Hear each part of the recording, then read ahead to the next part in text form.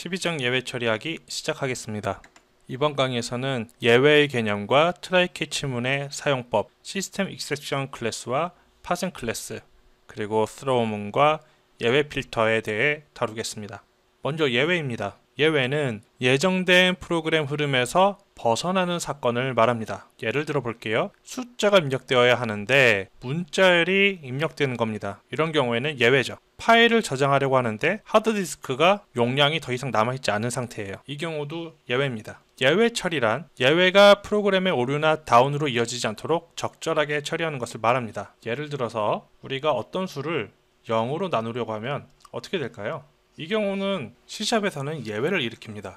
그리고 이 예외가 처리되지 않은 경우는 프로그램이 다운됩니다. 이 사태로 이어지기 전에 재수가 0인지를 검사해서 다른 흐름으로 빠지도록 하든지, 예외가 발생했을 때 이것을 처리해서 프로그램이 다운으로 가지 않고 정상적으로 다시 동작할 수 있도록 처리하는 방법이 있습니다. 이것을 예외 처리라고 하죠.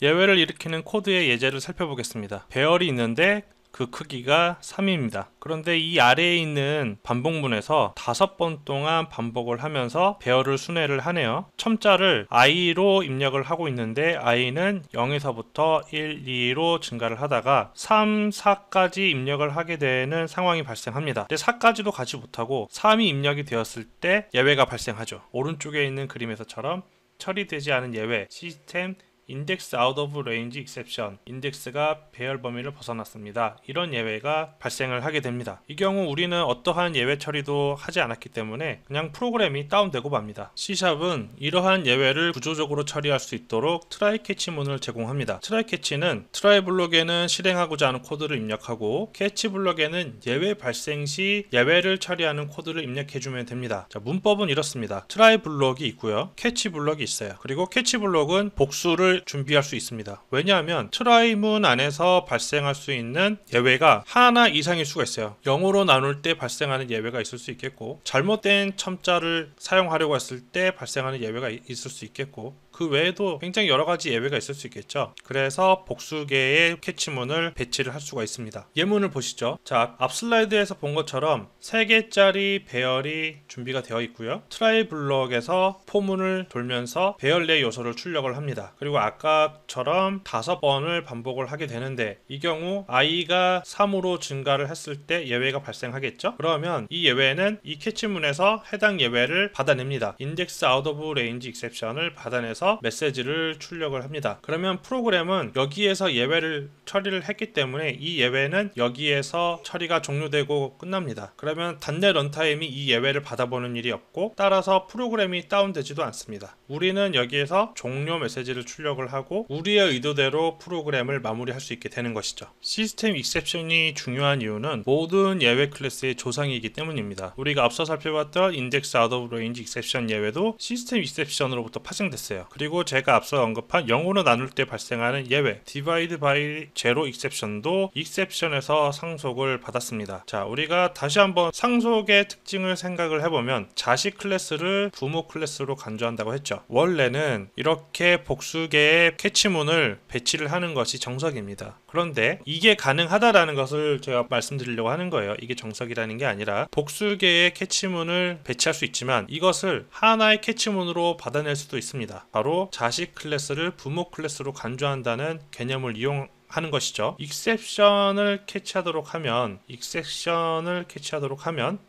아웃 오브 레인지 익셉션도 익셉션이고, 디바이드 바이 제로 익셉션도 익셉션이기 때문에 여기에서 발생하는 어떤 예외든 이 캐치 블록으로 떨어지게 됩니다. 네, 이 점 참고하시고요. 자, 그러면 예외는 어떻게 만들어지는 걸까요? 예외는 시스템 익셉션의 인스턴스 또는 그 파생 클래스의 인스턴스를 만들면 예외 객체가 만들어집니다. 이것을 발생을 시키려면은 스로우문을 사용하면 됩니다. 스로우문의 인수는 시스템 익셉션 클래스의 인스턴스 또는 그 파생 클래스의 인스턴스면 되고요. 예제 코드를 보겠습니다. 트라이문 안에서 스로우문을 호출을 합니다. 그리고 익셉션 클래스의 인스턴스를 생성을 하네요. 이 경우 여기에서 스로우가 됐으니까, 익셉션이 스로우가 됐으니까 이 캐치 블록으로 떨어지게 되죠. 자, 이번에는 메서드 안에서 스로우문을 실행하는 예제입니다. 매개 변수 arg를 입력을 받는데 이 arg가 10인 경우에만 이 코드 코드를 실행을 하고, 그렇지 않은 경우에는 예외를 일으키겠다. 자, throw-문을 실행을 하면서 exception의 객체를 만들어냅니다. 그러면 이 코드는 캐치 블록을 만날 때까지 호출자를 거슬러 올라갑니다. 그 아래에 있는 try 블록을 보세요. try 블록 안에서 do something 이라는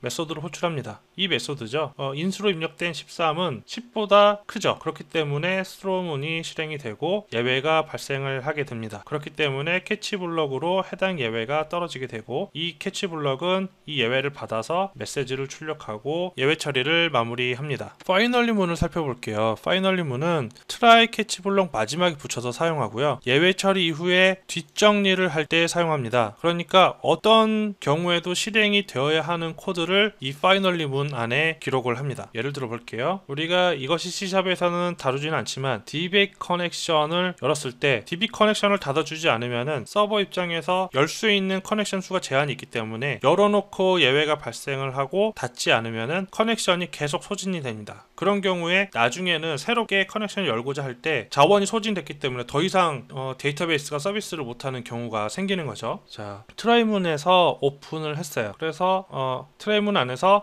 데이터베이스 커넥션을 열고 작업을 쭉 실행을 하다가 예외를 만났어요. 그래서 XXX exception이라는 예외가 발생을 해서 이 캐치 블럭에서 처리를 했습니다.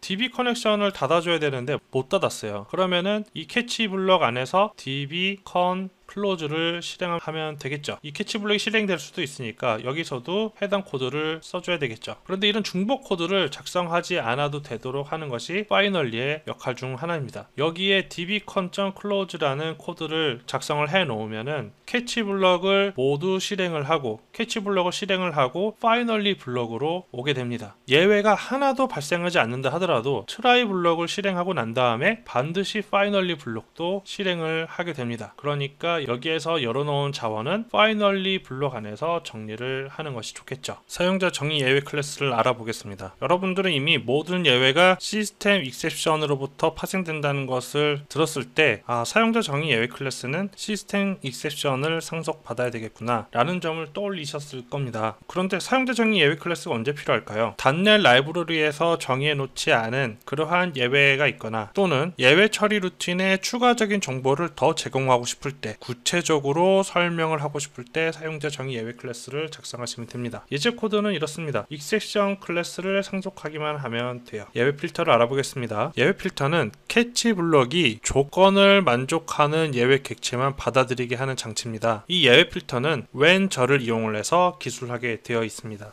예제 코드를 볼게요. filterable exception이라는 사용자 정의 클래스를 작성을 했어요. 그리고 public 프로퍼티를 하나 갖고 있습니다. 그리고 이 아래에 try 블럭에서 get number를 호출을 해서 num의 그 결과를 입력을 받았습니다. 이때 num이 0보다 작거나 10보다 크면 filterable exception을 호출을 하고 error number에다가 생성된 num을 입력을 합니다. 자, 이제 throw를 했으니까 캐치 블럭을 찾아 나서겠죠? 자, 여기에 캐치 블럭이 있습니다. filterable exception을 만났고요. 에러 넘버가 에러 넘버 프로퍼티가 0보다 작은 경우에만 이 캐치 블럭을 실행하도록 되어 있습니다. 만약에 -1이 발생했다면은 에러 넘버에 -1이 기록되었을 것이고, 그렇다면 이 캐치 블럭이 실행이 되겠죠. 0이거나 0보다 큰 숫자가 입력이 되면 어떻게 될까요? 캐치 블럭을 만나지 못했으니까 적합한 캐치 블럭을 만날 때까지 계속 거슬러 올라갈 거고요. 끝끝내 처리가 되지 않는다면 우리가 초반에 봤던 예외 처리가 되지 않았던 프로그램처럼 문제를 일으키고 말 겁니다. 여기까지가 예외 처리에 대한 설명이었고요. 추가적인 질문이 있으시면 네이버 카페에 오셔서 글을 남겨주시면 감사하겠습니다.